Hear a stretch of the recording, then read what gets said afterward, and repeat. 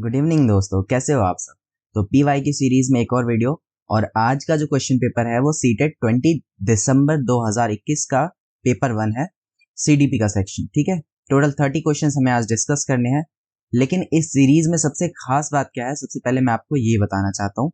तो सबसे पहले मैं आपको यही बताना चाहूंगा कि ये सीरीज कोई नॉर्मल सीरीज नहीं है जहां पर हम सिर्फ 10 मिनट के अंदर आपको सारे के सारे सॉल्यूशन बता दें और आपकी कहानी सारी पूरी हो जाए। यहाँ सीरीज में जो मेन काम हो रहा है वो ये है कि यहाँ हर एक क्वेश्चन के साथ आपको कॉन्सेप्ट्स अटैच मिलेंगे। ठीक है, ये देखिए, हर एक क्वेश्चन के साथ जो उससे रिलेटेड कॉन्सेप्ट्स हैं वो वहां पर आपको अटैच मिलेंगे। हर एक कॉन्सेप्ट्स, जितने भी इंपॉर्टेंट कॉन्सेप्ट्स हैं सब मैंने अटैच कर रखे हैं। सो यहाँ मेन बेसिक बात यही है कि हम एक एक क्वेश्चन को विद कॉन्सेप्ट पढ़ते हैं, ना कि मैं उसका सिर्फ आंसर आपको बताने वाला हूँ। ठीक है, तो इसलिए ये सीरीज जो है बहुत ज्यादा हेल्पफुल है। और लास्ट में आपको आंसर की भी अटैच मिलेगी, जो पीडीएफ है वो भी टेलीग्राम पे मिल जाएगी। खुद प्रैक्टिस करना चाहो तो क्वेश्चन को खुद प्रैक्टिस करके अपने आंसर कीज को मैच भी कर सकते हो और अपने आप को चेक भी कर सकते हो कि आप कितने सही हो। बाकी मैं तो यहाँ पर आपको कॉन्सेप्ट वाइज एक एक क्वेश्चन डिस्कस करूंगा। ठीक है, तो बस इतनी सी बात है इस सीरीज की। और चलिए शुरू करते हैं अपना पहला question. Which of the following is not a principle of development. ठीक है, इनमें से कौन सा एक विकास का सिद्धांत नहीं है, ये आपको बताना है। अच्छा, जितने नॉट वाले क्वेश्चन है ना, उन क्वेश्चंस को थोड़ा ध्यान से पढ़ना, क्योंकि उन क्वेश्चंस को पढ़ते वक्त बहुत ज्यादा कंफ्यूजन हो जाती है।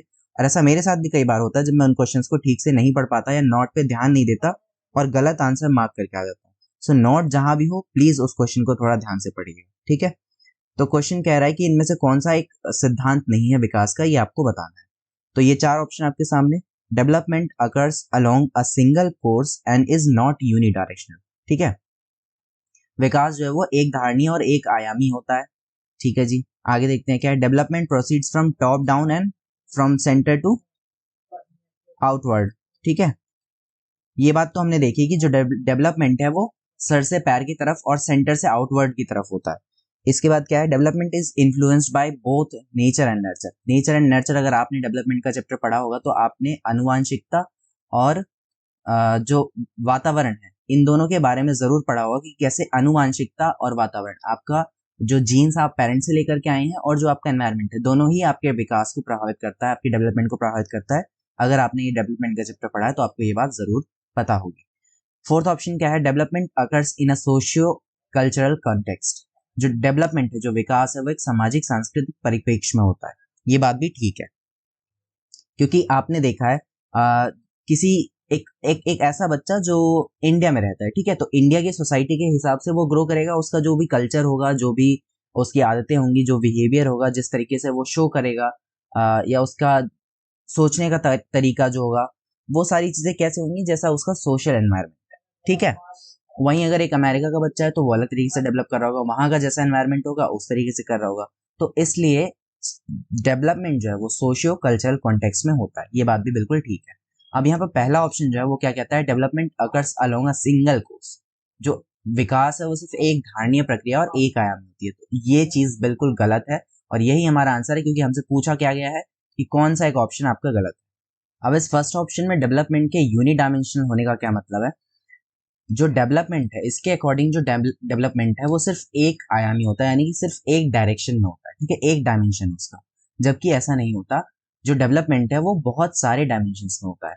उसके चार मेन डोमेन्स हैं, जैसे फिजिकल एस्पेक्ट, यानी आपका जो शारीरिक विकास है, संवेगों का जो विकास है, इमोशनल डेवलपमेंट है, और साथ ही जो आपका कॉग्निटिव डेवलपमेंट है और सोशल डेवलपमेंट है। तो ये कुछ उसके मेन आयाम है, मुख्य आयाम है, जिस जिस जिस जिस दिशा में जो हमारा विकास है वो होता है।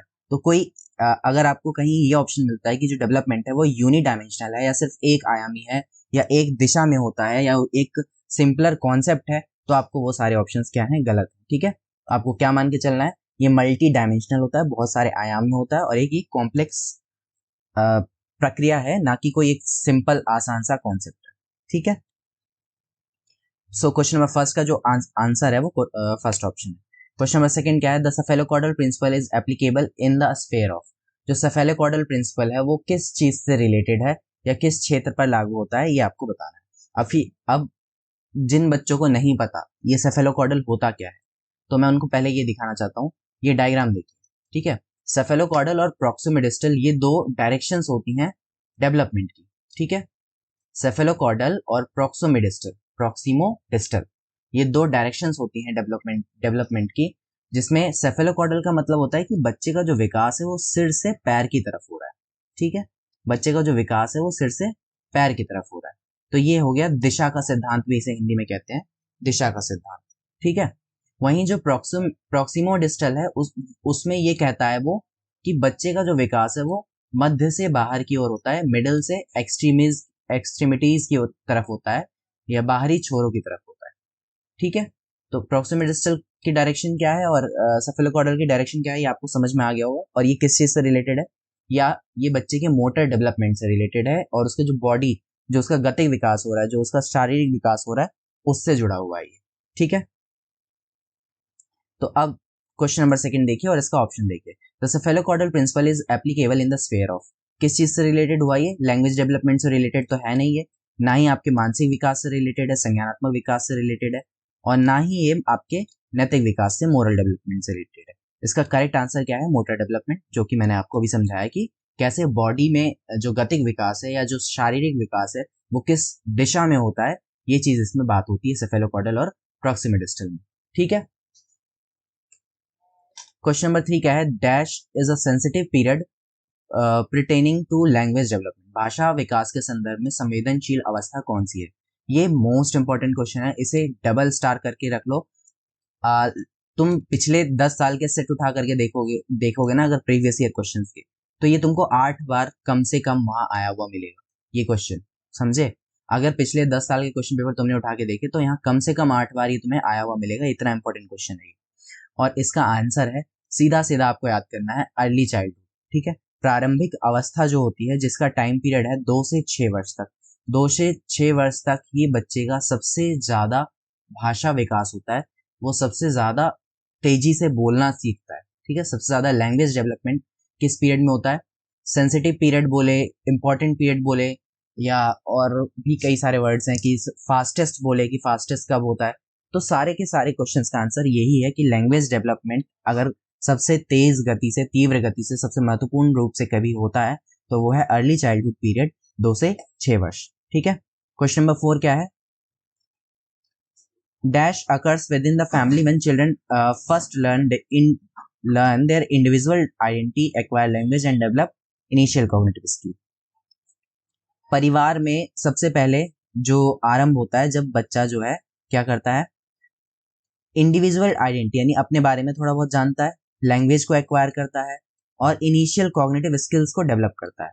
तो वो जो प्रोसेस है वो क्या कहलाता है, ठीक है। अब ये क्वेश्चन जो है वो सोशलाइजेशन से रिलेटेड है, यानी कि समाजीकरण से रिलेटेड है, क्योंकि जब एक छोटा बच्चा शुरू में जब वो पैदा होता है अपने परिवार के साथ रहता है, ठीक है, परिवार में जब वो रहता है तो जो शुरुआत में उसके साथ क्या होता है, वो धीरे धीरे खुद को जानना शुरू करता है, अपने आप को, और जो लैंग्वेज है, अपने आस पड़ोस के जो लोग हैं, उसके परिवार के जो लोग हैं, उनसे वो भाषा को सीखना शुरू करता है, उनकी नकल करता है, वो जैसे बोलते हैं उन चीज़ों को सीखता है, ठीक है। और थोड़ा बहुत कॉग्निटिव डेवलपमेंट यानी उसका संज्ञानात्मक विकास होता है, उसका मानसिक विकास भी परिवार के थ्रू ही वहाँ पे शुरुआत होती है। तो अब ये जो इनिशियल स्टेज की जो प्रोसेस है, इसे क्या कहते हैं ये आपको बताना है, ठीक है। ऑप्शन है आपके, primary socialisation, secondary socialisation, latent socialisation, active socialisation, ये 4 आपके ऑप्शन है। अब ऑप्शंस में करेक्ट आंसर आपको बताने से पहले मैं आपको इसका कॉन्सेप्ट दिखाना चाहता हूँ। सोशलाइजेशन का सबसे पहले मतलब क्या होता है, एडॉप्शन, ठीक है।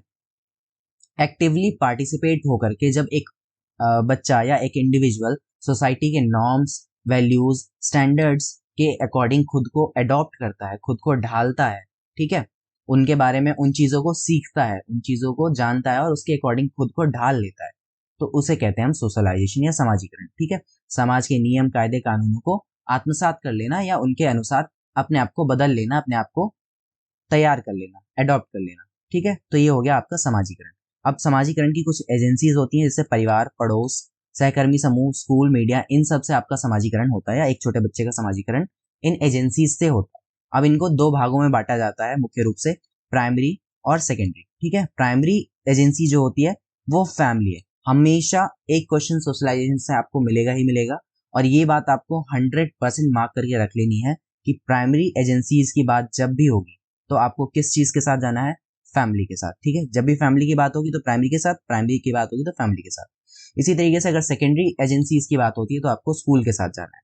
अब इसके अलावा बाकी के ऑप्शंस इधर उधर आपको देखने को बहुत मिलेंगे, वो बहुत कंफ्यूजन में डालेगा आपको। साथ में कभी मीडिया को आपको प्राइमरी में डाल देगा, कभी इधर डाल देगा, कभी स्कूल को आपको, कभी जो पड़ोसी हैं कभी वो सेकेंडरी में डाल देगा पड़ोसियों को, कभी प्राइमरी में डाल देगा। तो आपको बस एक ही बात याद रखनी है कि प्राइमरी में हमेशा फैमिली, सेकेंडरी में हमेशा स्कूल, ठीक है। अब आप इसका आंसर दे लेंगे। यहाँ फोर्थ क्वेश्चन में जो बात हो रही है वो हो रही है फैमिली के बारे में, ठीक है।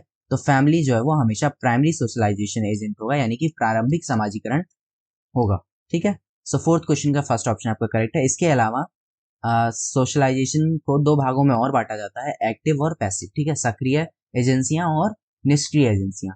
सक्रिय एजेंसियां कौन सी हैं, जहां पर जो बच्चा है वो एक्टिवली इन्वॉल्व होता है, जैसे फैमिली। अब फैमिली में जो बच्चा है वो माता पिता से डायरेक्टली कांटेक्ट में है, ठीक है, डायरेक्टली उनसे मिल रहा है, स्कूल गया, वो स्कूल के टीचर्स बच्चों से सबसे वो डायरेक्टली कांटेक्ट में है, एक्टिवली एक्टिव है बिल्कुल। तो वो क्या हो गया, एक सक्रिय एजेंसी हो गई। वहीं पैसिव में क्या होगा, जो जहां पर वो डायरेक्टली इन्वॉल्व नहीं है, डायरेक्टली उनके कांटेक्ट में नहीं, जैसे बुक हो गया, मीडिया हो गई। अब यहाँ पर बच्चा डायरेक्टली इन्वॉल्व नहीं होगा, डायरेक्टली कांटेक्ट में नहीं होगा, लेकिन फिर भी ये जो है एजेंसीज जो है समाजीकरण में बहुत बड़ी भूमिका निभाती है, ठीक है। तो इन दो बेसिस पे इसको डिवाइड किया जाता है, एक तो ये और एक ये आपके प्राइमरी सेकेंडरी, ठीक है। फास्टेस्ट स्पीड आपको याद रखनी है, अर्ली चाइल्डहुड 2 से 6 वर्ष में ही सोशलाइजेशन सबसे तेज होता है, जब बच्चा स्कूल जाना शुरू करता है। और लर्निंग जो है वो एक सामाजिक प्रक्रिया है, सोशल एक्टिविटी है, ये बात भी आपको याद रखनी है। क्वेश्चन नंबर 5 क्या कहता है, according to the theory of Lawrence Kohlberg at which level is moral thinking based on taking the initial perspective of society. Kohlberg के सिद्धांत के अनुसार किस चरण पर नैतिक चिंतन शुरुआती सामाजिक परिप्रेक्ष्य पर आधारित होता है। अब इस क्वेश्चन का आंसर करने के लिए आपको लॉरेंस कोलबर्ग का सिद्धांत पता होना चाहिए, ठीक है। अगर आपने लॉरेंस कोलबर्ग का सिद्धांत पढ़ रखा है तो बहुत अच्छी बात है, नहीं पढ़ रखा तो एक बार एक नजर देख लेते हैं। कोलबर्ग का जो सिद्धांत है वो मोरल डेवलपमेंट का है, नैतिक विकास का सिद्धांत है, ठीक है, जिसमें वो मुख्य रूप से 3 लेवल्स की बात करते हैं, ठीक है। मुख्य रूप से उन्होंने 3 लेवल्स की बात की है, और अगर इसके बारे में बहुत अच्छे से आपको पढ़ना है तो जरूर पढ़ लेना, 100% इंपॉर्टेंट थ्योरी है, सीटेट के लिए तो आएगी ही आएगी। और फिर भी मैं आपको बस इसके बारे में थोड़ा सा बता रहा हूँ। इन्होंने 3 लेवल्स बता रखे हैं, प्री कन्वेंशनल, कन्वेंशनल और पोस्ट कन्वेंशनल। जो कन्वेंशनल लेवल होता है वहां पर जो बच्चा है वो समाज के अकॉर्डिंग चलता है, ठीक है। समाज में कौन क्या कहता है, सामाजिक रूप से कौन उनको स्वीकृति देता है, समाज के क्या रूल्स हैं, नियम्स हैं, कायदे कानून है, इसी अकॉर्डिंग जो बच्चा है वो एक्ट करता है, ठीक है। तो समाज पर आधारित कौन सा लेवल है, परंपरागत स्तर। जब वो परंपरागत यानी कि जो सोसाइटी ने सेट कर रखा है उस हिसाब से चलते हैं। पूर्व परंपरागत जो है वहां पर वो बच्चा जो है वो सिर्फ इंडिविजुअल लेवल पे होता है और दूसरों की बातों को मानता है, जैसे वो कुछ ऐसे काम करेगा जहां पर वो सजा से बचने के लिए काम कर रहा हो, या फिर वो किसी म्यूचुअल एक्सचेंज यानी अपने फायदे को देख रहा हो, ठीक है। तो जैसे छोटा बच्चा होता है ना, वो किसी चीज को तब करता है जब उसको कोई डांटता है या उसको किसी पनिशमेंट का डर होता है, उसको नहीं पता सोसाइटी में क्या सही है क्या गलत, बस वो इसलिए काम करता है क्योंकि उसको डांट ना पड़ जाए या वो उसको पनिशमेंट ना मिले, ठीक है। या फिर वो म्यूचुअल एक्सचेंज के लिए कि तूने मुझे दिया है तो अब मैं तुझे दूंगा, या तूने मेरी टॉफी खाई थी तो अब तू मुझे टॉफी दे। तो इस तरह की चीजें इसके अंदर होती हैं जब उसको सिर्फ पर्सनल लेवल पे उस चीजों को वो करता है। लेकिन कन्वेंशनल लेवल पे वो तब करता है जब उसे सोसाइटी से अप्रूवल मिलता है या सोसाइटी के लिए वो सोसाइटी से अप्रेजल चाहता है। जबकि पोस्ट कन्वेंशन लेवल जो है वो इस चीज से काफी ऊपर उठ के है कि सोसाइटी के रूल्स और नियम और कायदे कानून जो है वो एक तरफ होने चाहिए, एक इंडिविजुअल के राइट्स जो है वो ज्यादा इंपॉर्टेंट है इस वाले स्टेज में, ठीक है। तो ये 3 भाग हैं जिसमें प्री कन्वेंशन लेवल है, कन्वेंशन लेवल है और पोस्ट कन्वेंशन लेवल। तो अब इस क्वेश्चन में जो बात हो रही है वो ये हो रही है कि जो पर्सपेक्टिव है वो किस चीज पे बेस्ड है, सोसाइटी पे बेस्ड है, ठीक है। जो पर्सपेक्टिव है सोसाइटी पे बेस्ड है। तो अभी मैंने आपको बताया कि सोसाइटी पे बेस्ड पर्सपेक्टिव जो है वो कन्वेंशनल लेवल है, कन्वेंशनल लेवल यानी कि ये वाला, ठीक है। सो क्वेश्चन नंबर 5 का करेक्ट ऑप्शन जो है आपका कन्वेंशनल हो गया, और यहाँ पर प्री या पोस्ट नहीं होगा, और ये वाला तो आपको जस्ट कंफ्यूजन करने के लिए दिया गया है। क्वेश्चन नंबर 5 का सेकंड ऑप्शन करेक्ट है। इसके अलावा हर एक लेवल पे 2 स्टेजेस होती हैं, स्टेज 1, स्टेज 2, ऐसे ही दूसरे में स्टेज 3, स्टेज 4, ऐसे ही तीसरे में स्टेज 5 और स्टेज 6। तो इन स्टेजेस के बारे में भी जरूर पढ़ लेना, बहुत इंपॉर्टेंट है और इनसे भी क्वेश्चन बनता है। क्वेश्चन नंबर 6 क्या है, From a Piagetian perspective, the process of taking new information into the exiting body of knowledge is called. अगर आप पहली बार इस वीडियो को देख रहे हो और आप सीटेट का एग्जाम देने जा रहे हो तो पियाजे की थ्योरी, पियाजे का कॉग्निटिव डेवलपमेंट का जो सिद्धांत है उसे आप छोड़ करके नहीं जा सकते, ठीक है। 100% गारंटीड उसे आप छोड़ करके नहीं जा सकते। और नहीं पढ़ा तो अब से भी जा करके पढ़ लो, और पढ़ रखा है तो बहुत अच्छी बात। तब आपको पता होगा कि उनके अकॉर्डिंग नई इंफॉर्मेशन को लेने की जो प्रक्रिया है, ठीक है, नई सूचनाओं को मौजूदा ज्ञान में शामिल करने की जो प्रक्रिया है उसे क्या कहते हैं। तो इसका जो कॉन्सेप्ट है वो एकोमोडेशन और एसिमिलेशन से रिलेटेड है। सोशलाइजेशन का इसमें कोई रोल नहीं है, ना ही ऑर्गेनाइजेशन का इसमें कोई रोल है। अब ये एकोमोडेशन और एसिमिलेशन क्या होते हैं, समायोजन और आत्मसातकरण क्या होता है, इसके बारे में आपको समझना है। तो ये देखिए, ये है ये प्रोसेस, जिसमें एसिमिलेशन का मतलब होता है न्यू नॉलेज या फिर एडिंग इनटू एग्जिस्टिंग स्कीमास। जब भी पियाजे कहते हैं कि जब भी एक छोटा बच्चा है जो जब वो किसी चीज को पहली बार देखता है, ठीक है, जब वो किसी चीज को पहली बार देखता है तो उसका या तो एक स्कीमा क्रिएट करता है, यानी कि एक नई उसकी इंफॉर्मेशन को अपने दिमाग में फीड करता है, ठीक है, उस न्यू इन्फॉर्मेशन को। या फिर मान लो कोई इन्फॉर्मेशन उसने देख रखी है और उस इन्फॉर्मेशन में कोई नई इन्फॉर्मेशन ऐड करनी है। जैसे उसने मान लो चीता को देख रखा है या शेर को देख रखा है, उसने टाइगर को देख रखा है। अब उसे ये बात पता चली कि जो टाइगर है वो बहुत तेज भागता है, तो टाइगर के बारे में उसे एक और बात पता चली। तो अब वो क्या करेगा, इस न्यू इन्फॉर्मेशन को अपनी एग्जिस्टिंग स्कीमा में ऐड करेगा। तो जहां भी जब भी ऐड करने की बात होगी, जब भी नई नॉलेज को आ, और इन्वॉल्व करने की बात होगी, न्यू इन्फॉर्मेशन की बात होगी, तो आप हमेशा क्वेश्चन में एसिमिलेशन के साथ जाएंगे। वहीं अगर आपसे ये कहता है कि पुरानी नॉलेज में आपको कुछ एडजस्टमेंट करनी है, कुछ मैनिपुलेट करना है, कुछ मॉडिफाई करना है, कुछ चेंज करना है, तब आप हमेशा एकोमोडेशन के साथ जाएंगे, ठीक है। एग्जाम्पल के लिए, जैसे उसने पहली बार चीता देखा और उसने अपने दिमाग में ये बातें सेव कर ली कि हाँ जी ये एक चीता होता है और इसके ये खूबियां होती हैं।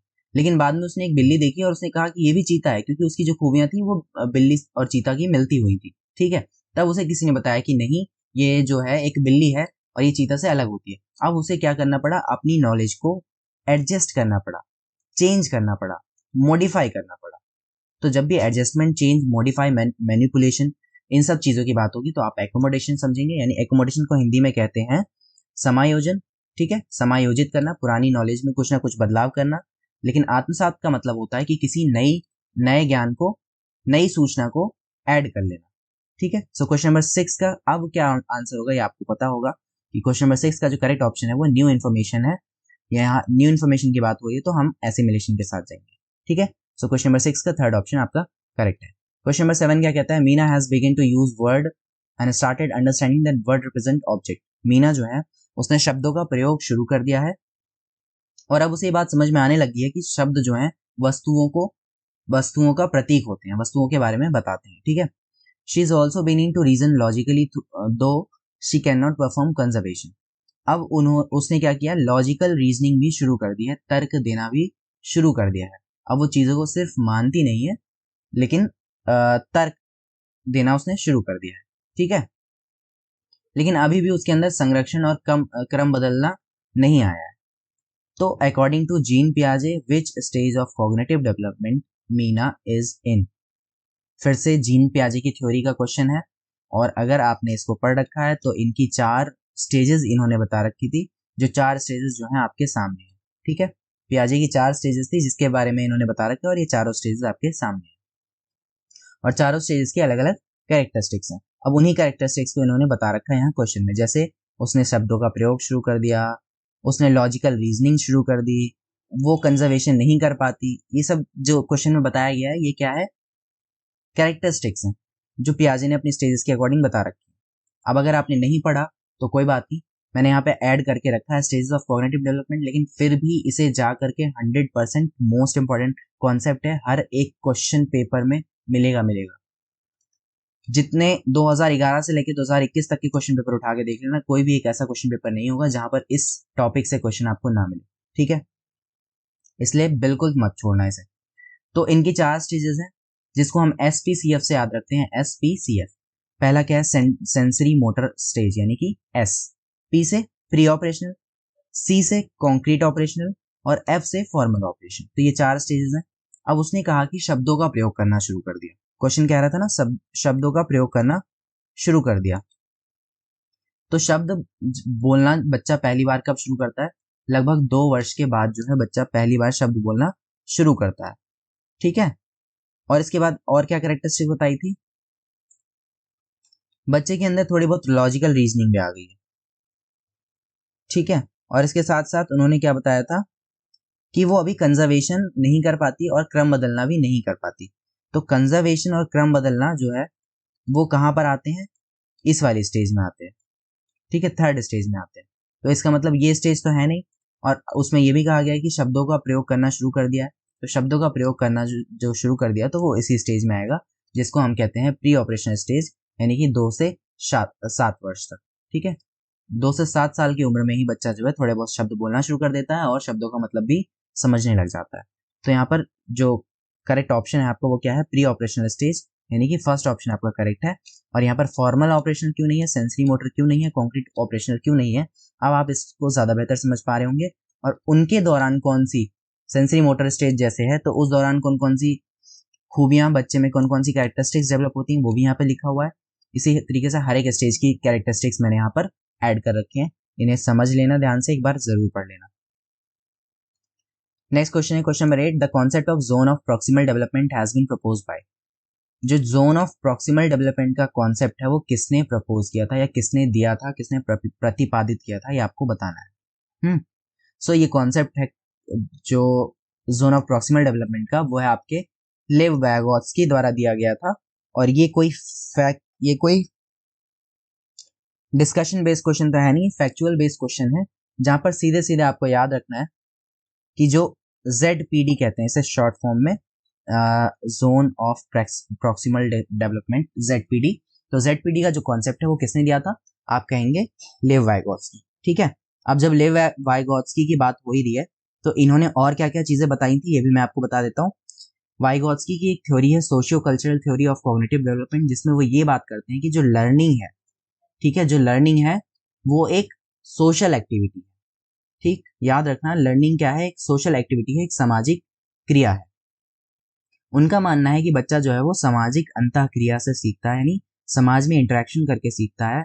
और जो कुछ भी बच्चा सीख रहा है ना वो सब सोशल इंटरेक्शन से सीख रहा है, आपसी लोगों में अंतः क्रिया करके, एक दूसरे से बातचीत करके वो सीखता है।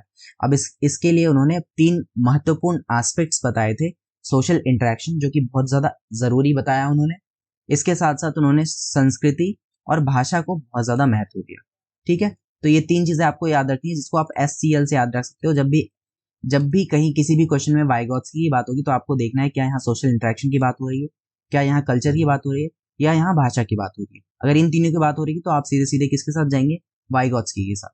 और इसी के साथ साथ थ्योरी में 3 और महत्वपूर्ण टर्म्स के बारे में बात होता है, जिनको हम कहते हैं ZPD, स्काफोल्डिंग और MKO।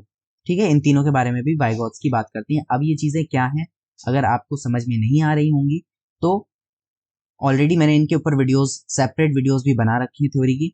आप उसको जाकर के एक बार देखो, वाइगोत्स्की की पूरी थ्योरी, या यूट्यूब पे किसी पे भी देख लो, यूट्यूब पे सर्च करोगे बिल्कुल आपको मिल जाएगा Vygotsky socio cultural theory of cognitive development. बहुत इंपॉर्टेंट थ्योरी है, 100% क्वेश्चन आएगा ही आएगा, तो इसलिए जरूर पढ़ लेना। इसके अलावा इन्होंने प्राइवेट स्पीच को बहुत ज्यादा महत्व दिया था।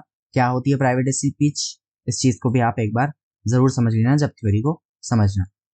नेक्स्ट क्वेश्चन क्या है, which statement correctly lays out the fundamental principle of Lev Vygotsky theory. Lev Vygotsky की थ्योरी का फंडामेंटल प्रिंसिपल क्या है ये आपको बताना है। ठीक है, तो अभी मैंने आपको एक बात बताई कि उनका फंडामेंटल प्रिंसिपल यही था, मूल सिद्धांत यही था उनके थ्योरी का, कि लर्निंग क्या है? सामाजिक प्रक्रिया है, सोशल एक्टिविटी। ठीक है, तो क्वेश्चन नंबर 9 का सबसे करेक्ट ऑप्शन जो है वो यही है, learning is the social activity, और यही उनका फंडामेंटल प्रिंसिपल था। इसके अलावा बाकी के ऑप्शंस जितने भी दे रखे हैं वो सब आपको सिर्फ कंफ्यूज करने के दे रखे हैं, फैक्चुअल बेस्ड क्वेश्चन है।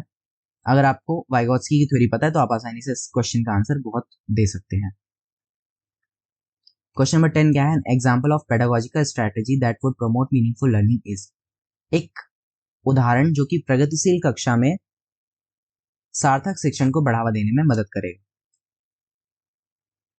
Regular individual competition. अब फर्स्ट ऑप्शन में कंपटीशन की बात हो रही है, तो जब भी कंपटीशन की बात होगी तो आप इसके साथ नहीं जाएंगे, क्योंकि आपको ये याद रखना है कि बच्चों के बीच में प्रतियोगिता कराना, कंपटीशन कराना, ये कोई एक हेल्दी चीज नहीं है, ये कोई एक पॉजिटिव नहीं है, ये एक नेगेटिव वर्ड है। ठीक है, तो आपको कभी भी कंपटीशन के साथ नहीं जाना है। कंपैरिजन की बात हो रही हो, कंपटीशन की बात हो रही हो, पनिशमेंट की बात हो रही हो, तो आप इनके साथ बिल्कुल भी नहीं जाएंगे, क्योंकि ये सारे वर्ड्स कैसे हैं, नेगेटिव वर्ड्स हैं। ठीक है, तो क्वेश्चन नंबर 10वें का पहला और दूसरा ऑप्शन तो हो नहीं सकता। तीसरा ऑप्शन क्या कहता है, यूनिफॉर्म रिजिडली स्ट्रक्चर्ड करिकुलम, यानी कि एक रूपी मानकीकृत पाठ्यचर्या। अब इसका मतलब ये है कि हर एक बच्चे के लिए सिर्फ एक ही करिकुलम होगा, जो कि बहुत ज्यादा रिजिड होगा, बहुत ज्यादा कठोर होगा, जिसको बदला नहीं जा सकता। ठीक है, यानी कि एक गधा बच्चा है उसके लिए भी वही करिकुलम है, एक बहुत समझदार बच्चा है उसके लिए भी वही करिकुलम है, एक ऐसा बच्चा है जो डिसेबल है या देख नहीं सकता, सुन नहीं सकता, तो भी उसके लिए वही करिकुलम है। तो क्या ये चीज सही है? ऑब्वियसली ये चीज बिल्कुल भी सही नहीं है। अगर बच्चे अलग अलग हैं तो उनके हिसाब से एजुकेशन सिस्टम में चेंजेस भी जरूर होने चाहिए। तो अब बचता है आपका फोर्थ ऑप्शन, जो ये कहता है कि focusing on assessment for learning rather than only assessment of learning. इन दोनों पे ही फोकस करने की जरूरत है, ना कि सिर्फ किसी एक पे, यानी कि फोकस ऑफ लर्निंग पे। ठीक है, अब यहाँ से एक कॉन्सेप्ट और निकल के आएगा आपके सामने, assessment for learning, assessment of learning, assessment as learning. ठीक है, ये तीन चीजें होती हैं, assessment for learning, assessment of learning और असेसमेंट एज लर्निंग। नहीं पढ़ा तो इसे भी 100% पढ़ लेना, बहुत इंपॉर्टेंट चीज है। तो क्वेश्चन नंबर 10 में का चौथा ऑप्शन आपका करेक्ट है, और बाकी के तीन ऑप्शन क्यों गलत हैं ये भी मैंने आपको समझा दिया। क्वेश्चन नंबर 11 क्या है, which one of the following developmental theory advocates that cognitive development precedes symbolic language development in a child. ठीक है, निम्नलिखित में से कौन सा विकास जो है इस बात का समर्थन करता है कि बच्चे में संज्ञानात्मक विकास सांकेतिक भाषा विकास का पूर्वगामी है। ठीक है, तो सांकेतिक भाषा विकास के बारे में जो बात करते हैं वो बात करते हैं पियाजे। ठीक है, और कैसे करते हैं ये भी मैं आपको एक बार दिखा देता हूं। यहाँ पर ये देखिए, सिंबॉलिक थॉट, यानी कि सिंबॉलिक थॉट के बारे में बात करते हैं कि जो एक सांकेतिक भाषा है। ठीक है, सांकेतिक भाषा के बारे में बात करते हैं कौन, पियाजे। इसके अलावा वाइगोस्की किस बारे में बात करते हैं ये मैंने आपको बता ही दिया। वो कहते हैं कि लर्निंग क्या है, एक सोशल एक्टिविटी है, तो ये तो होगा नहीं। एरिक एरिक्सन की भी एक थ्योरी है जिसमें जीवन के पूरे जीवन को उन्होंने 8 स्टेजेस में बांट रखा है, और वो कहते हैं कि हर एक स्टेज में एक चैलेंज होता है जिसको क्रॉस करना जरूरी है। तो ये भी कोई ऐसा सांकेतिक भाषा के बारे में बात नहीं करते। इसी तरीके से बेंड्यूरा की जो थ्योरी है वो भी सांकेतिक भाषा के बारे में बात नहीं करती। तो इसका करेक्ट ऑप्शन जो है वो फर्स्ट ऑप्शन है, पियाजेट्स कॉग्निटिव डेवलपमेंट थ्योरी जो है इस बारे में बात करती है, और कब करती है, कैसे करती है, वो भी मैंने आपको बता दिया स्टेजेस को देख करके। ठीक है, कौन सी स्टेज में करती है। फिर भी जब आप इस थ्योरी को समझोगे तो आपको ये बात ज्यादा बेहतर तरीके से समझ में आएगी कि पियाजे इस बारे में कैसे बात करते हैं। क्वेश्चन नंबर 12 क्या कहता है, which of the following is not an effective practice adopted by a teacher in classroom to address gender stereotype। Gender stereotype को एड्रेस करने के लिए इसमें से कौन सी एक इफेक्टिव प्रक्रिया नहीं है, ये आपको बताना है। ठीक है, कौन सी एक विधि जो है वो इफेक्टिव नहीं है। फर्स्ट ऑप्शन है काउंटर जेंडर बाइस, जेंडर पक्षपात को चुनौती देना, ये भी ठीक है।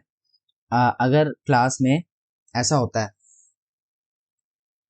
आप कुछ ऐसे एग्जाम्पल्स लेकर के आते हैं जो जेंडर बाइस्ड नहीं है, ठीक है, आप उनको चैलेंज कर रहे हैं, तो यहाँ से इससे क्या होगा कि बच्चों का जो माइंड है वो पॉजिटिवली डेवलप होगा उस चीज के बारे में। जेंडर बाइस ना होने का मतलब आप किसी तरफ झुके ना हो, ना आप लड़कियों के साथ बहुत ज्यादा झुके तरफ हो, ना आप लड़कों की तरफ बहुत ज्यादा झुके हो।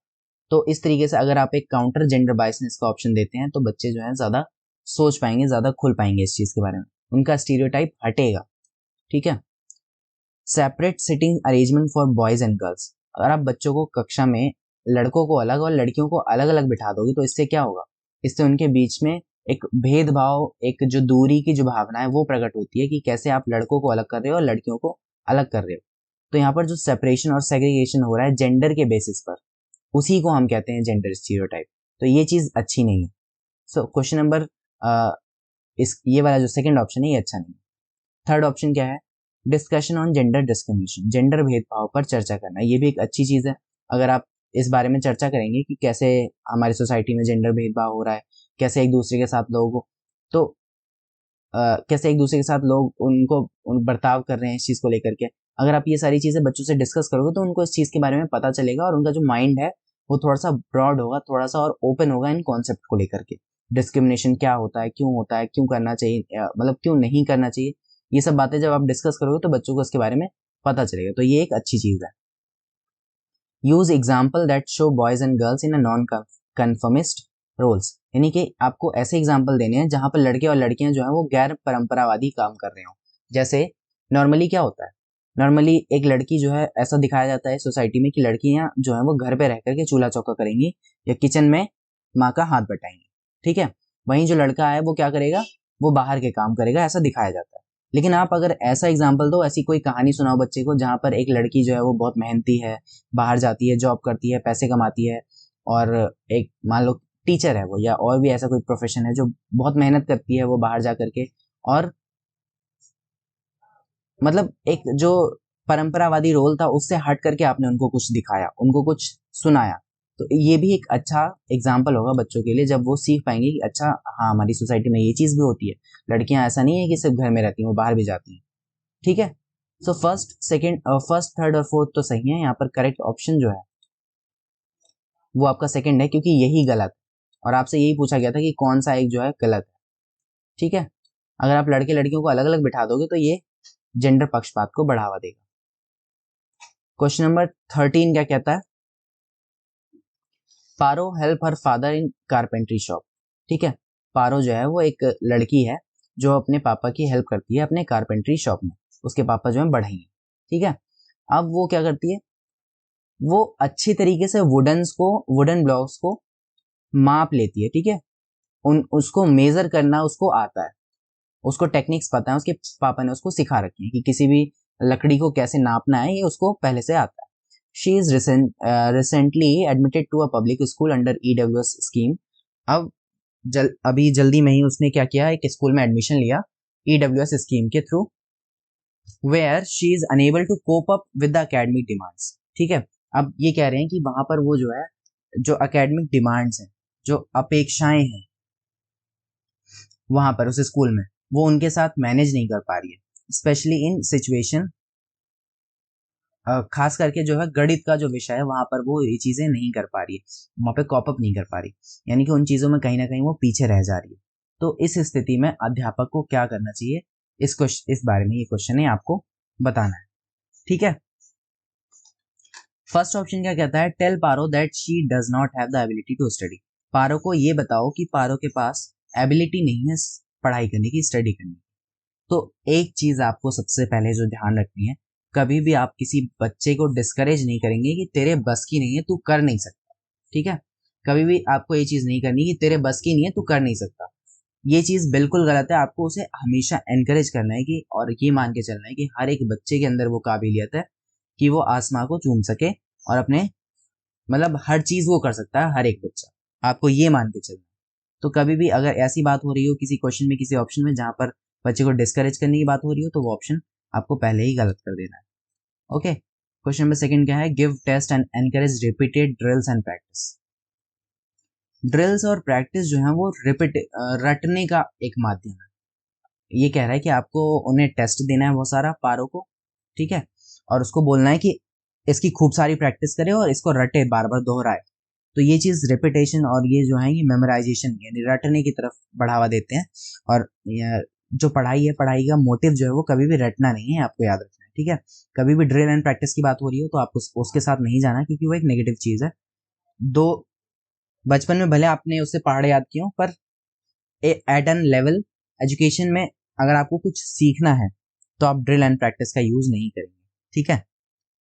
थर्ड ऑप्शन क्या है, contextualise the curriculum and study material for Paro integrating her mathematical experiences gained outside the school, ठीक है। आपको क्या करना है, पाठ्यक्रम और अध्ययन सामग्री को पारो के लिए प्रासंगिक बनाना है। जो आपको ये नहीं मानना कि जो प्रॉब्लम है वो पारो के अंदर है, आपको ये देखना है कि कहीं ना कहीं आपके एजुकेशन सिस्टम में कुछ ना कुछ फॉल्ट है और आपको उसको सुधारना है और अपने करिकुलम में चेंज लाना है। और जो भी पारो का अनुभव है, ठीक है, जो भी उसके एक्सपीरियंसेस हैं, जो कुछ उसने अपने पापा के साथ दुकान में सीखा था, आपको उसको स्कूल लाइफ में भी इन्वॉल्व करना है, उसको यूज करना है, ठीक है।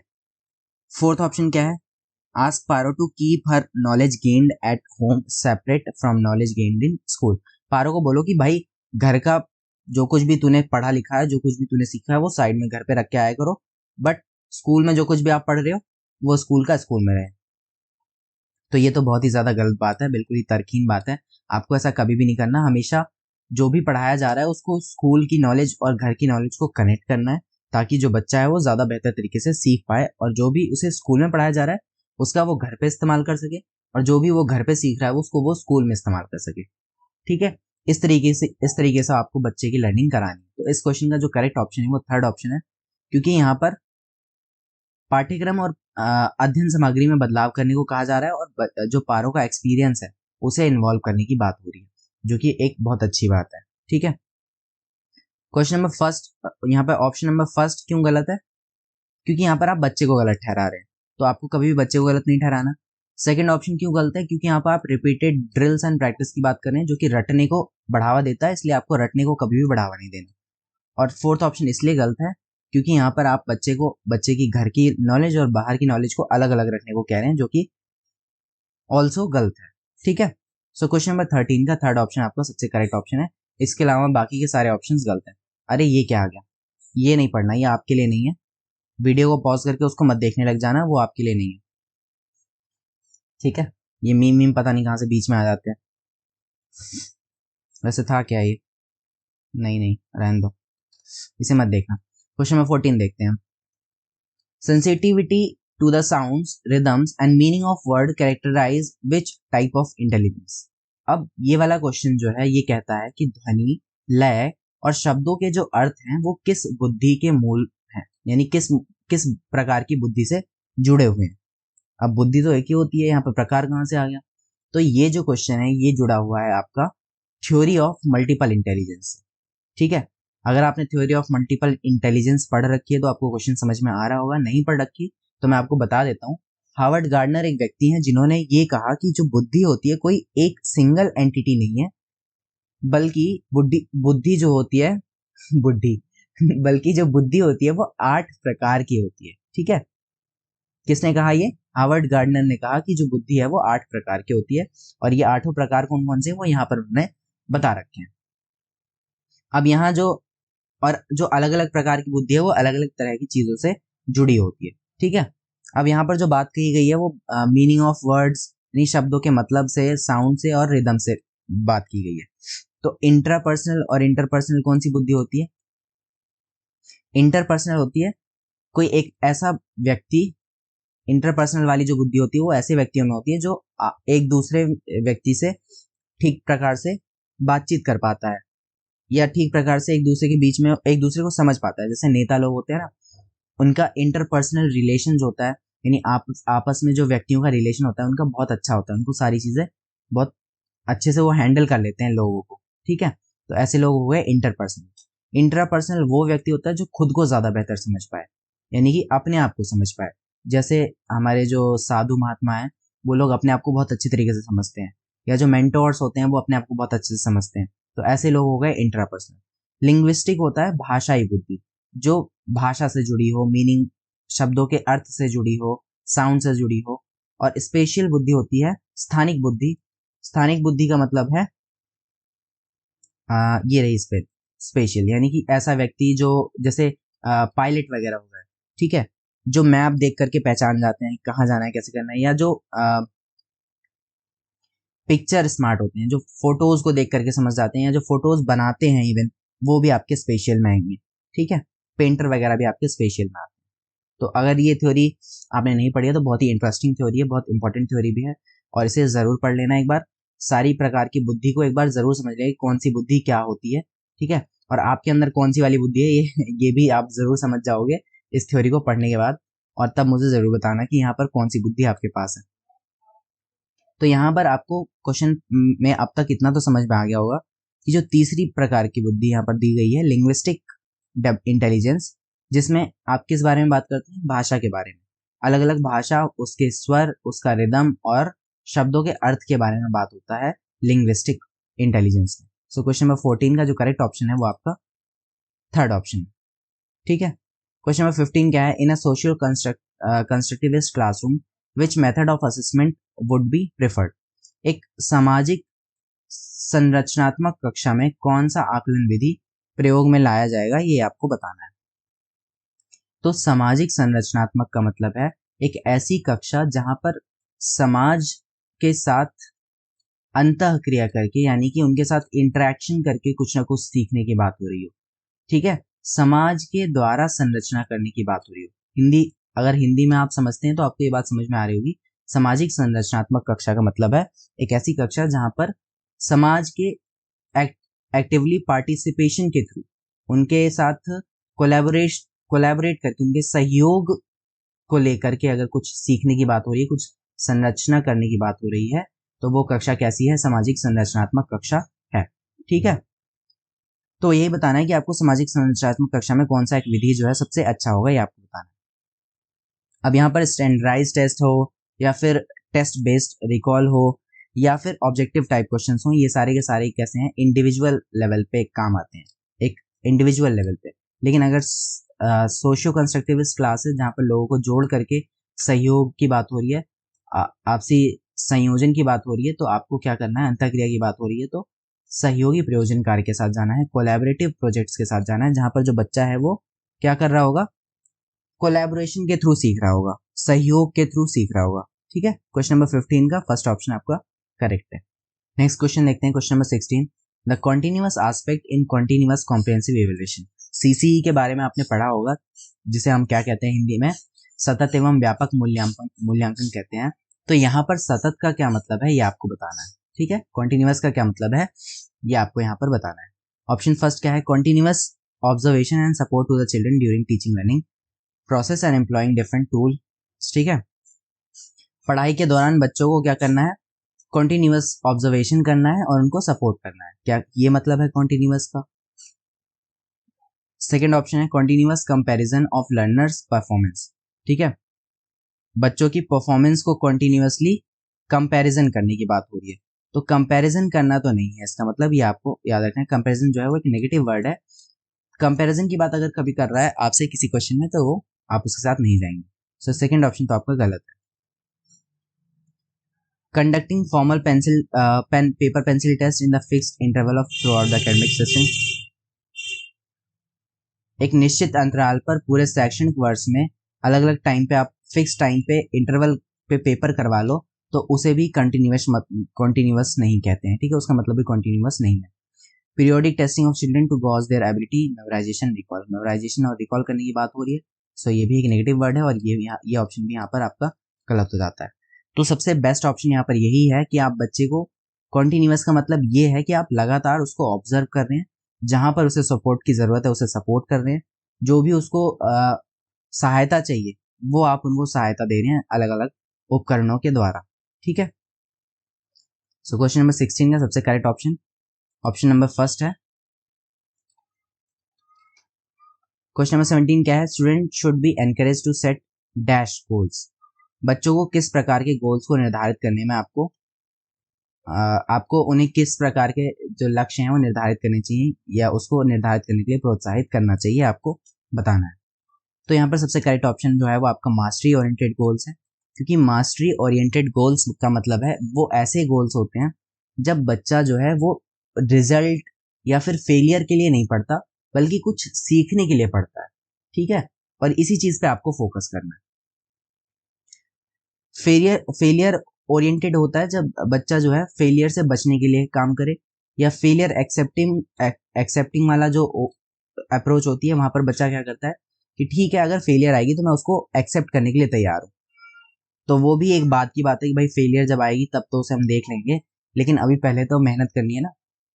सो सबसे बेस्ट ऑप्शन आपका यही है और इसका करेक्ट ऑप्शन भी यही है कि मास्टरी ओरिएंटेड गोल्स के लिए आपको उनको एनकरेज करना है बच्चों को, कि बच्चे जो है वो मास्टरी ओरिएंटेड गोल्स बनाएं आपकी अपने, ताकि वो सीखने के लिए सीख सकें, ठीक है, ना कि फेल होने के लिए या पास होने के लिए या फेल होने से बचने के लिए, इस तरह की चीज़ें नहीं, सीखने के लिए सीख सकें, इस चीज़ का आपको फोकस करना है। क्वेश्चन नंबर 18 क्या है, which of the following is a principle of inclusion. इनमें से प्रिंसिपल ऑफ इंक्लूजन कौन सा है, समावेशन का नियम कौन सा है, ये आपको बताना है। समावेशन का मतलब ये होता है कि हर किसी को समावेशित करना, हर किसी को इंक्लूड करना। इंक्लूजन का मतलब क्या है, हर किसी को इंक्लूड करना, चाहे वो किसी भी प्रकार से हो, मतलब कैसा भी हो वो। बच्चों के सेंस में अगर हम बात करें तो जैसे कोई भी बच्चा हो, चाहे वो विकलांग हो या मतलब डिसेबल हो, विकलांग शब्द हम नहीं यूज करते, डिसेबल वर्ड यूज करते हैं, या वो किसी भी प्रकार का वो डिसेबल हो, या उस इंटेलेक्चुअली कम हो, कमजोर हो, या बहुत ज्यादा तेज हो, आपको हर किसी को साथ लेकर के चलना है, हर किसी को इंक्लूड करके चलना है। और इसका बेसिक प्रिंसिपल क्या है ये आपको बताना है। तो फर्स्ट ऑप्शन डिस्क्रिमिनेट करने की बात कर रहा है, भेदभाव करने की बात कर रहा है, तो इसलिए ऑप्शन गलत है।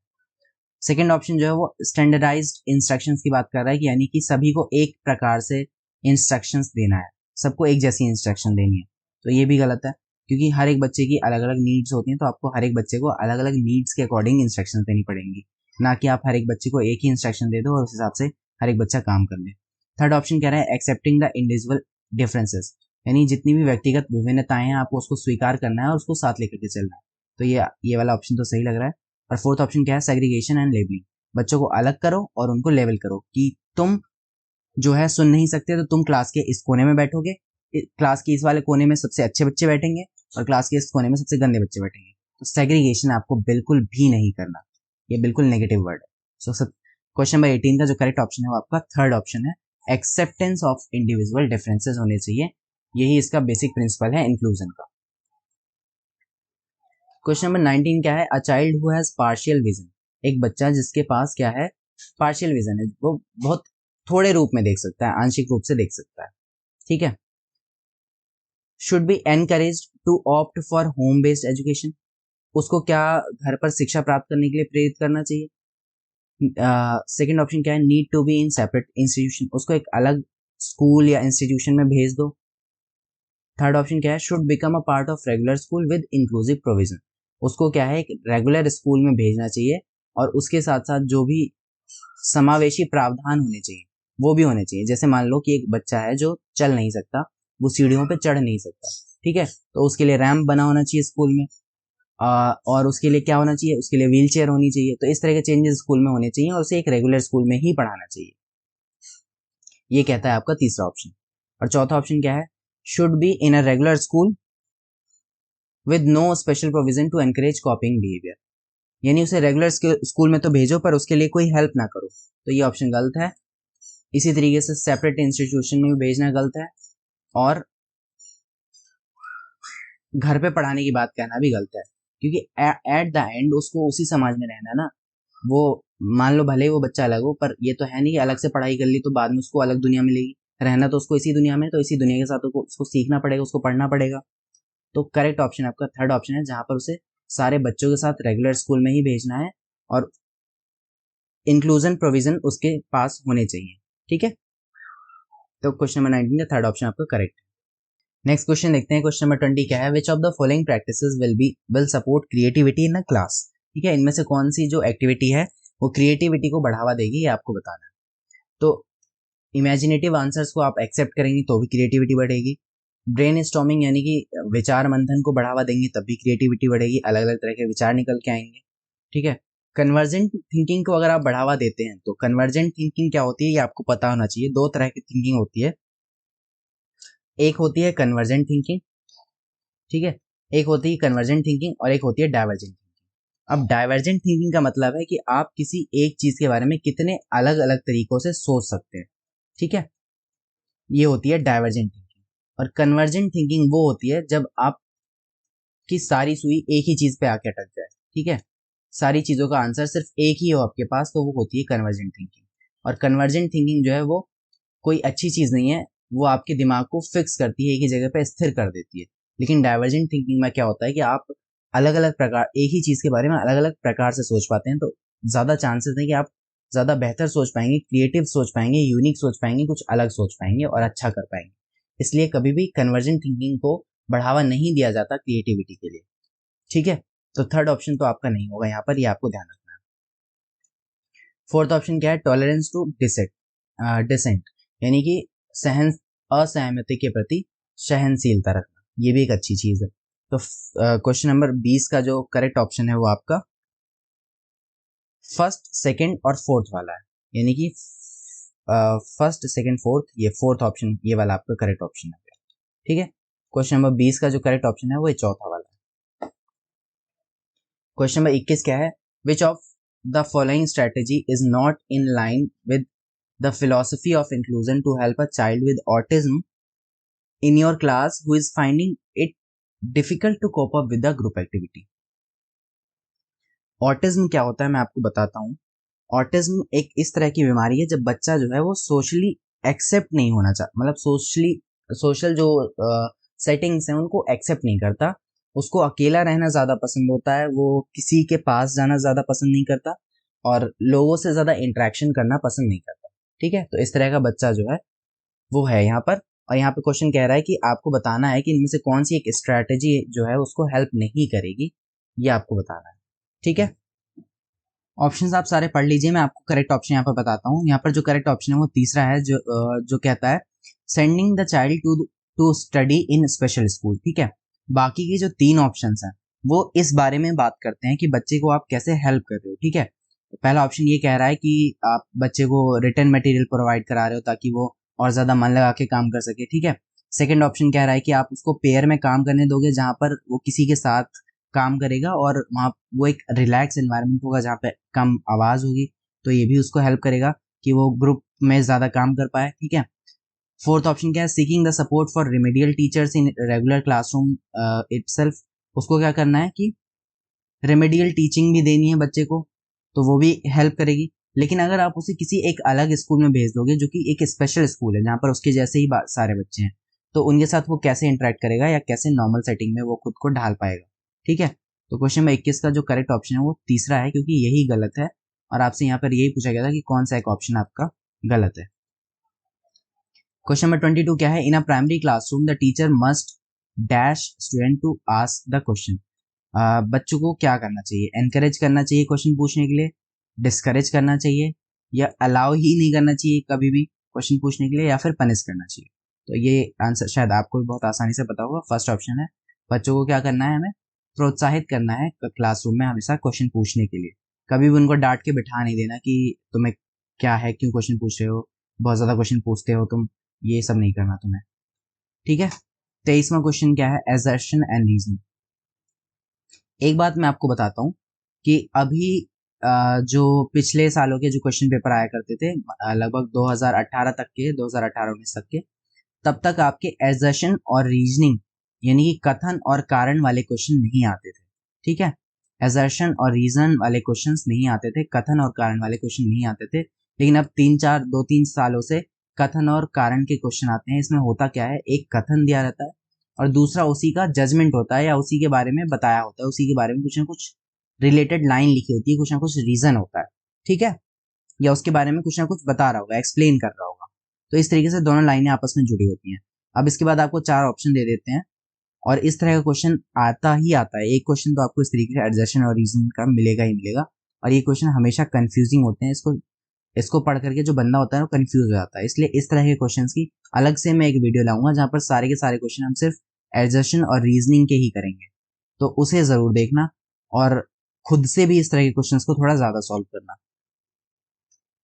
तो यहाँ पर क्या है, कह रहा है पहला जो एडजर्शन है वो ये है, कथन, कि school must be enable children to find their voice, बच्चों को जो है स्कूल जो है बच्चों को आज़ादी दे ताकि वो अपनी आवाज़ को पहचान सकें, अपनी क्यूरियोसिटी को नर्चर कर सकें, अलग अलग चीज़ें कर सकें, क्वेश्चंस पूछ सकें, डिस्कशन में एंगेज हो सके, ग्रुप वर्क कर सके, ना कि वो एक नॉलेज को सिर्फ रट रहे हो या रिप्रोड्यूस कर रहे हो, ठीक है। ये बात कहता है पहला। अब दूसरा क्या है, learning is active and social in its character, जो सीखना है, जो अधिगम है वो क्या है, क्रियाशील है और सामाजिक है अपनी प्रक्रिया में। बच्चे जो है वो एक्टिव होकर के चीज़ों को सीखते हैं। दोनों बातें आपस में जुड़ी हुई हैं, है ना। पहली बात में भी यही कह रहा था कि बच्चों को आपको उनकी आवाज़ को पहचानने देना है, उन्हें अलग अलग चीज़ों में इन्वॉल्व करना है, डिस्कशन में इन्वॉल्व करना है, ग्रुप वर्क करने देना है। तो इस तरीके से हमें पता चलता है कि लर्निंग जो है वो सोशल और एक्टिव है। तो ये बिल्कुल बात सही है कि पहला, तो इसके जो ऑप्शंस हैं बोथ ए एंड आर यानी assertion and reasoning are true और R is the correct explanation of A. ये बात बिल्कुल सही है कि दोनों ए और आर दोनों ही बातें सही हैं और जो नीचे वाली बात है वो ऊपर वाली बात को पूरा करती है, यानी उसकी एक एक्सप्लेनेशन है। तो फर्स्ट ऑप्शन यहाँ पर आपका करेक्ट है, बाकी के सारे ऑप्शंस आपके गलत हैं। क्वेश्चन नंबर 24 क्या कहता है? Graphical tool for organising and representing knowledge and relationships within a particular topic are known as. ठीक है, एक विशेष विषय में ज्ञान और संबंधों को सुव्यवस्थित तथा निरूपित करने के लिए आलेखीय साधनों का प्रयोग क्या कहलाता है? अब आलेखीय साधन क्या होते हैं ये मैं आपको पहले बता दूं। कुछ इस तरीके का, इस क्वेश्चन का मतलब है कि अलग अलग तरह के जो कॉन्सेप्ट्स हैं, ठीक है, अलग अलग कॉन्सेप्ट्स को आप किसी इस तरीके के ग्राफिकल रिप्रेजेंटेशन से पढ़ रहे हो जहां पर सारी चीजें आपको आसानी से समझ में आ रही हैं और एक इन्फॉर्मेशन जो है वो दूसरे इन्फॉर्मेशन से रिलेटेड है। जैसे मान लो कोई एक चीज है जिसके दो प्रकार हैं, तो ये मैंने उसका एक ट्री बना के दिखा दिया कि मेन ये रहा और इसके दो प्रकार ये रहे, एक ये और एक ये। अब यहाँ पर क्या है, मेन इन्फॉर्मेशन से ये दोनों इन्फॉर्मेशन कनेक्टेड हैं और इसको मैंने एक ग्राफिकल वे में रिप्रेजेंट करके आपको दिखा दिया। तो अब अगर ये 4 लाइनों में लिखा होता तो आप नहीं समझ पाते, लेकिन अब ये आपके लिए समझने के लिए आसान हो गया। तो इसे कहते क्या है यही आपको बताना है और इसे कहते हैं कॉन्सेप्ट मैप। ठीक है, इसका आंसर है कॉन्सेप्ट मैप। चंक्स होते हैं जब आप छोटी छोटी चीजों को एक टुकड़ों में तोड़ करके, खंड में तोड़ करके पढ़ते हैं। ठीक है, न्यूमोनिक्स वो होते हैं जैसे जब आप चीजों को याद करने के लिए कुछ ना कुछ उसका ट्रिक बना लेते हैं। जैसे ट्रिक के नाम पे मैं आपको एक चीज बताता हूँ, अभी हमने एरे करेक्शन की थ्योरी पढ़ी थी लास्ट क्लास में, और जिसका लिंक आपको यहाँ डिस्क्रिप्शन में मिल जाएगा और यहाँ पे भी मिल जाएगा। एरिक एरिक्सन की थ्योरी को हमने एक मजेदार ट्रिक के थ्रू पढ़ा था, जो कि बहुत ही मजेदार सी थी और बहुत ही आसान सी थ्योरी हो गई थी। तो न्यूमोनिक्स वो होते हैं जो ट्रिक अकॉर्डिंग आप छोटे छोटे न्यूमोनिक्स बना लेते हैं। जैसे पियाजी की थ्योरी में भी मैंने आपको बताया था, अभी SPCF एक बताया था न्यूमोनिक, ये तो न्यूमोनिक ये होता है। ठीक है, तो इस वाले क्वेश्चन का जो करेक्ट आंसर है वो आपका 4th है। क्वेश्चन नंबर 25 क्या है? 30 क्वेश्चन हमें करने हैं, बस 5 क्वेश्चन और आपके बचते हैं आज की इस क्लास में, उसके बाद हम अपनी क्लास को ओवर करेंगे। क्वेश्चन नंबर 25 है, choose the example that illustrate intrinsic motivation. इनमें से वो एग्जाम्पल बताना है जो आपको इंट्रिंसिक मोटिवेशन के बारे में बता रहा हो। अब इंट्रिंसिक मोटिवेशन क्या होता है, यहाँ से कॉन्सेप्ट आता है मोटिवेशन का। अभिप्रेरणा वो प्रोसेस है जो किसी काम को शुरू करने, उसे बनाए रखने और उसे खत्म करने के लिए हमें हमारे व्यवहार को प्रेरित करती है या उसे बाधित करती है। ठीक है, मोटिवेशन क्या होता है मैंने आपको बता दिया। मोटिवेशन वो प्रक्रिया है, वह शक्ति है, वो एनर्जी है जो हमें किसी काम को शुरू करने, उसको बनाए रखने और उसको पूरा करने में मदद करती है। अब मोटिवेशन दो तरह की होती है, आंतरिक मोटिवेशन और बाह्य मोटिवेशन या एक्सट्रिंसिक मोटिवेशन। ठीक है, इंट्रिंसिक और एक्सट्रिंसिक दो तरह की मोटिवेशन होती है। इंट्रिंसिक मोटिवेशन वो होता है जब रीजन जो है वो हमारे अंदर हो, हम किसी काम को इसलिए कर रहे हैं क्योंकि हमें मजा आ रहा है, क्योंकि हमें वो चीज अच्छी लग रही है, तो वो इंट्रिंसिक मोटिवेशन है। और अगर कोई रीजन आपके बाहर है, आपको कोई कुछ ना कुछ उसके बदले में मिल रहा है, पैसा मिल रहा है, लालच मिल रही है, फेम मिल रहा है, नेम मिल रहा है ना, कोई रिवॉर्ड मिल रहा है, कोई इनाम मिल रहा है, कोई पनिशमेंट मिल रही है, तो वो सारी की सारी चीजें आप एक्सट्रिंसिक मोटिवेशन में आ जाती हैं, अगर आप उन चीजों के डर से किसी काम को करते हैं। वहीं आप किसी काम को इसलिए कर रहे हैं क्योंकि आपको उसमें महारत हासिल करनी है, आपका पर्पस वो है, आप ऑटोनॉमस बनना चाहते हैं, फ्री बनना चाहते हैं, या आपको अंदर से बहुत अच्छा लगता है इसलिए आप करना चाहते हैं, तो वो इंट्रिंसिक मोटिवेशन। ठीक है, अब फटाफट से 4 ऑप्शंस को पढ़िए और इसमें से देखिए कौन सा इंट्रिंसिक मोटिवेशन का एग्जाम्पल है।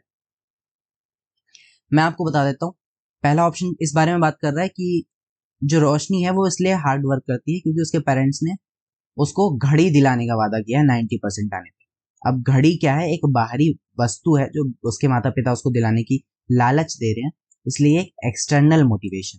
ठीक है, Rumi completing her homework so that his parents let him watch TV. Rumi अपना होमवर्क इसलिए करती है ताकि उसके पेरेंट्स उसको टीवी देखने दें। अब टीवी फिर से एक बाहरी अभिप्रेरणा है, ठीक है, बाहरी कारण है, बाहरी मोटिवेशन है। थर्ड ऑप्शन क्या है, Rama reading more books so that her name is first on the reading star to win her teacher's appreciation.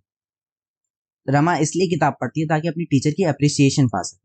तो फिर से ये एक बाहरी मोटिवेशन का काम उदाहरण है।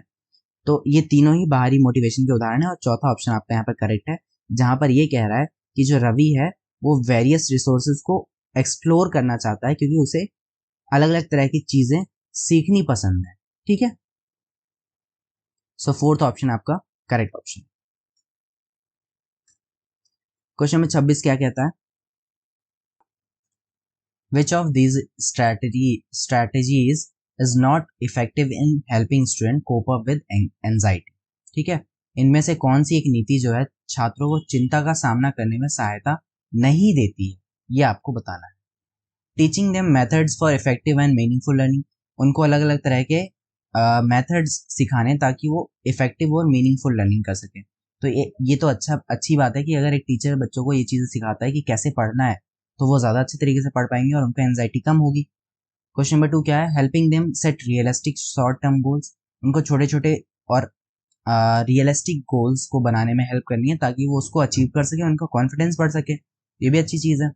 थर्ड क्या है, helping them recognise the source of their anxious feeling, उनको ये बात पता चल सके कि उनको ये प्रॉब्लम हो क्यों रही है, उनको एंजाइटी हो क्यों रही है। तो अगर ये बात पता चल जाए तो उस प्रॉब्लम को वो ठीक कर पाएंगे, तो ये भी एक अच्छी चीज़ है। फोर्थ क्या है, comparing students performance with one another, भाई एक बच्चा पहले से ही एंजाइटी में है कि उसके मार्क्स कम आए हैं और ऊपर से तुम ये करो कि उसकी तुलना करो दूसरों से कि रमेश तेरे तो गलत नंबर आए हैं, देख तेरे तो 4 नंबर आए हैं और सुरेश के देख 10 नंबर आए हैं, कुछ शर्म कर ले तू। तो जब आप कंपैरिजन करते हैं तो एंजाइटी लेवल और बढ़ जाता है, बच्चों को और ज्यादा टेंशन होने लगती है। ठीक है, तो फोर्थ ऑप्शन जो है वो आपका करेक्ट ऑप्शन है क्योंकि यही गलत है और आपसे यही पूछा गया था कि कौन सा गलत है। क्वेश्चन नंबर 27 क्या है, Rachita a mathematics teacher tries to analyse the error made by her students in identifying the correct operation to be applied for the statement sum, she does this. Rachita जो एक गणित की अध्यापिका है वो क्या करती है, अपने छात्रों की भाषा कथन वाले प्रश्नों में सही प्रक्रिया पहचानने में त्रुटियों का विश्लेषण कर रही है। वो बता रही है कि जो एरर्स हैं वो किस तरीके मतलब एरर्स का क्या रोल है इसमें इस क्वेश्चन में ये बोला गया है। ठीक है, तो पहला ऑप्शन है segregate student who make more errors in comparison to other. First option में कह रहा है कि बच्चों को आपको अलग करना है जो ज्यादा गलतियां करते हैं, तो ये ऑप्शन तो बिल्कुल ही गलत है क्योंकि यहाँ सेग्रीगेशन की बात हो रही है, कभी भी आपको अलग नहीं करना, ये आपको मैंने अभी समझाया। Give more questions to them as punishment, उनको ज्यादा से ज्यादा क्वेश्चन देना पनिशमेंट के थ्रू, पनिशमेंट भी एक नेगेटिव वर्ड है, इसके साथ भी आप कभी नहीं जाएंगे। Correct the errors by giving them more practice, उनको ज्यादा से ज्यादा प्रैक्टिस दो, तो ये भी एक तरीके की सजा ही हुई कि आप उनको 10-10 पन्ने भरने को दे दे रहे हैं तो वो बेचारा पन्ने ही भरता रह जाएगा उसकी गलतियों को ठीक करने के लिए, तो ये भी कोई एक अच्छा ऑप्शन नहीं है। फोर्थ ऑप्शन क्या है, understand the error since they are the window to children's thinking. ठीक है, उनकी गलतियों को समझो और इससे क्या होगा कि आप छात्रों को समझ पाओगे, उनकी थॉट प्रोसेस को समझ पाओगे कि बच्चा जो है वो ये गलती कर रहा है और क्यों कर रहा है। ठीक है, अगर आप ये जान गए तो उस गलती को आप सुधार भी लोगे। तो फोर्थ ऑप्शन जो है आपका करेक्ट ऑप्शन है कि जो गलतियां होती हैं वो बच्चों के लिए, बच्चों के दिमाग में देखने का एक जरिया है। ठीक है, उनकी कमियों को पहचानने का एक जरिया है, ये बात इससे पता चलती है। क्वेश्चन नंबर 27 में चौथा ऑप्शन आपका करेक्ट है। क्वेश्चन नंबर 28 क्या है, national education policy 2020 lays on, 2021 से पहले दिसंबर में अभी जो 2021 में एग्जाम हुए हैं उससे पहले दो एनपी 2020 पे क्वेश्चंस नहीं आते थे, एनसीएफ 2005 पे जरूर क्वेश्चन होता था, लेकिन इस साल आपके एनपी 2020 पे क्वेश्चंस हर एक सेट में थे। 30 लगभग जितने भी दिन आपके एग्जाम चले हैं, जितने भी 30 25 सेट जो भी आपके बने हो, हर एक सेट में एनपी 2020 से क्वेश्चन आपको 100% मिल जाएगा और इसका जितने भी क्वेश्चंस आए हुए हैं उसकी एक सेपरेट वीडियो मैं आपके लिए बना करके लाऊंगा कि एक वीडियो में सारे क्वेश्चन सिर्फ एनपी 2020 के ही होंगे। ठीक है, और उस वीडियो को जरूर देख के जाना एग्जाम से पहले क्योंकि इस बार हाईली चांसेस है कि उनमें से ही आपको बहुत सारे क्वेश्चन देखने को मिलेंगे। ठीक है, क्वेश्चन ये कह रहा है कि एनपी 2020 किस चीज पे फोकस करती है, तो ऑब्वियसली रोट लर्निंग यानी रटने पे तो बिल्कुल बढ़ावा नहीं देगी। ठीक है, परीक्षा के लिए पढ़ने पे भी बढ़ावा नहीं देगी क्योंकि परीक्षा के लिए पढ़ना हमारा एम नहीं है, हमारा पढ़ाई का एम ये है कि ताकि हम कुछ सीख सकें और अपनी नॉर्मल लाइफ में यूज कर सकें। ठीक है, रटना भी कोई, प्रैक्टिस और ड्रिल करना भी कोई एक अच्छा ऑप्शन नहीं है। फोर्थ ऑप्शन सबसे करेक्ट ऑप्शन है, जब जो कह रहा है कि कॉन्सेप्चुअल अंडरस्टैंडिंग, आप अलग अलग चीजों के बारे में एक समझ विकसित कर पाए। ठीक है, तो ये ऑप्शन आपका सबसे करेक्ट ऑप्शन है क्वेश्चन नंबर 28 में का चौथा। क्वेश्चन 29 क्या है, सेकेंड लास्ट क्वेश्चन आपको, और इसके बाद लास्ट क्वेश्चन बचता है question number 30। Children learn most meaningfully, बच्चे सबसे ज्यादा अर्थपूर्ण रूप से कब सीखेंगे?